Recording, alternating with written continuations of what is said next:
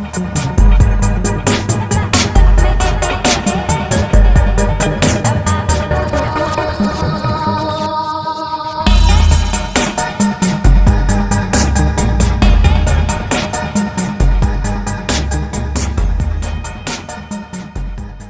the Institute, answering questions with wonderful Mally. So what is your question? So, Robert, would you tell me what you know about a Purpa?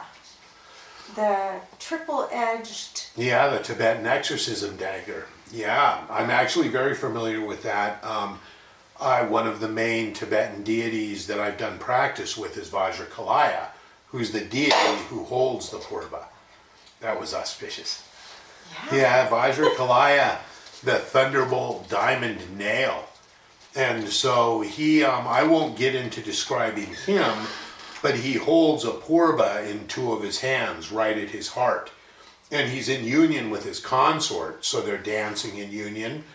But the Purba that he holds, the three blades are significant as destroying greed, anger, and ignorance, which are the three poisons. In their transmuted form, they are wisdom, compassion, and skillful means. But in their distorted form, they're greed, anger, and ignorance. Mm-hmm. So the Vajra is symbolic of the transformation of those energies. It was an exorcism dagger before Buddhism came to Tibet, and that's a complex subject in and of itself, because from some points of view, the Bun, which was the indigenous religion of Tibet, Right. The Buddhists were an invading religion. They didn't want the Buddhists there. And the Buddhists, they were pacifists, and the Bun were practicing blood sacrifice. So it was a religion of a lot of black magic, very power-oriented, and really into manipulation of the elements. A lot of the Bun shaman, it was a very magically dark culture when Buddhism came to Tibet. The Bun were. Mm-hmm, yeah, and I say that, not with, I have deep respect for the Bun, but they were a blood sacrifice religion and very magically oriented. Now like I say, I'm in a position where I don't hold a stance on this. I have as much appreciation for the Bun as I do for the Buddhists.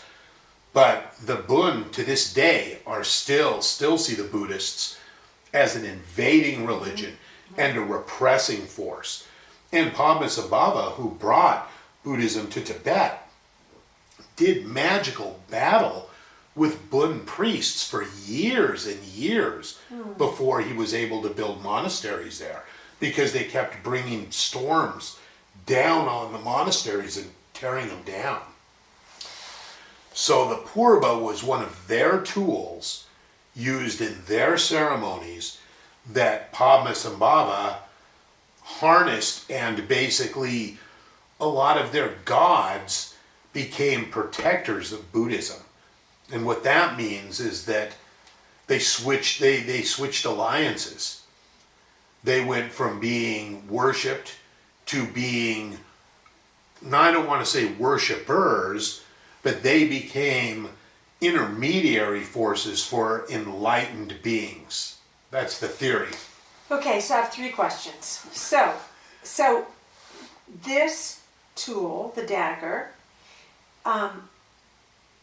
it was used, do I understand it was used with the Bun? It was ancient. Ancient.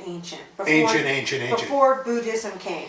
And like in India, see, like no one could really say where the Purba came from. There's many cultures who would take credit for it, but it is a transcendent shape. It's basically that diamond shape. It's going from a wide center to points. Correct. One point is a blade, the other point is a three-faced head. The three faces of the Purba. Right. And, but they, like in the Agori tradition in India, yes, they would use Purbas to nail down their tents.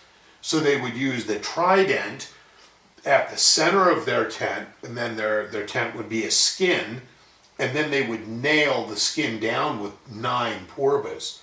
So if you had a Purba with the 2 ends, the dagger with the 2 ends, and the center is the little ball, an ancient one, is that sending energy both directions? Yeah, there's different Purvas for different intentions.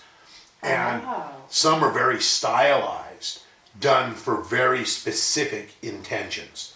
So I would have to look at the Purva to speculate as to what it was used, because some were used very specifically, and some were used very generally, like they would be used to mark a point on a shrine or hung in a space to adjust the energy, and maybe there might be 4 or 5 Purvas hung in a place or nailed in a mandala. Some Purvas, little Purvas, were designed purely to be used ceremonially with an effigy.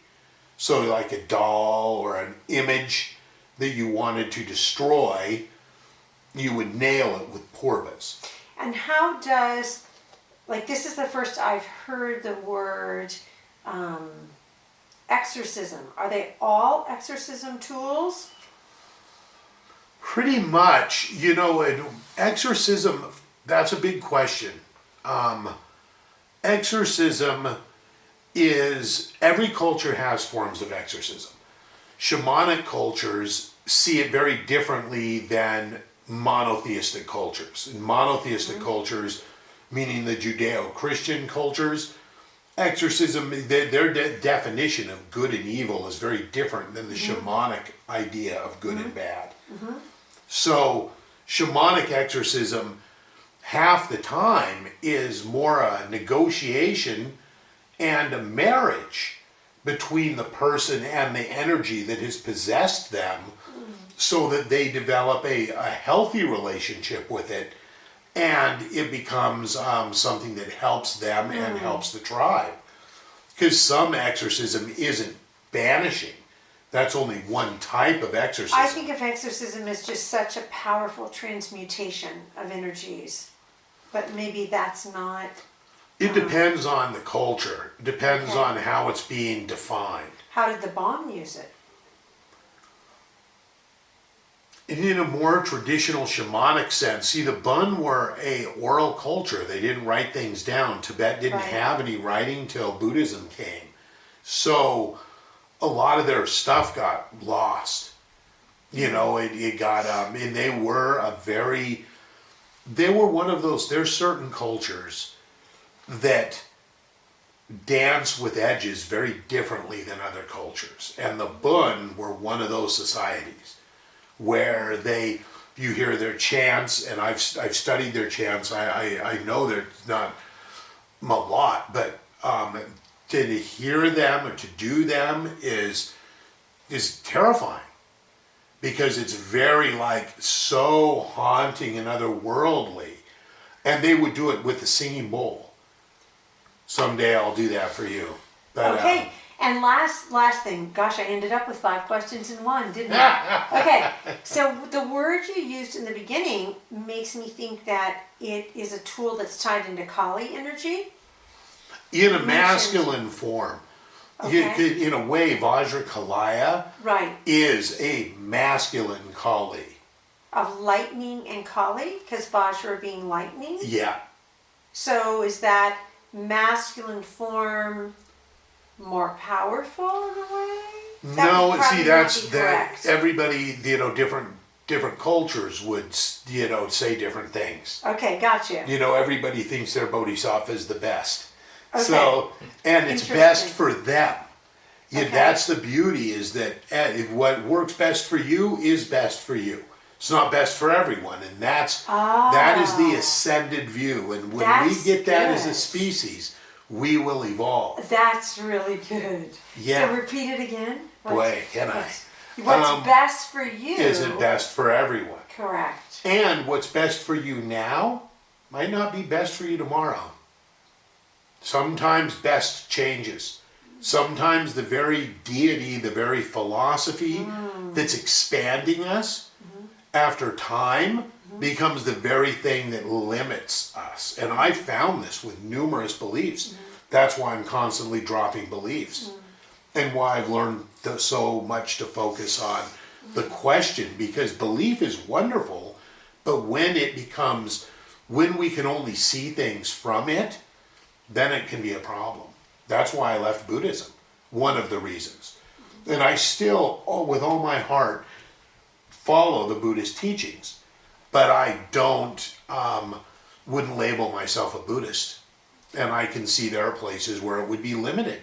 And there are places where its perception is judgmental of other traditions. Because they think because they'll say, oh, well, ours is this and theirs is that. Right. How do you know that? And so I just stay elastic.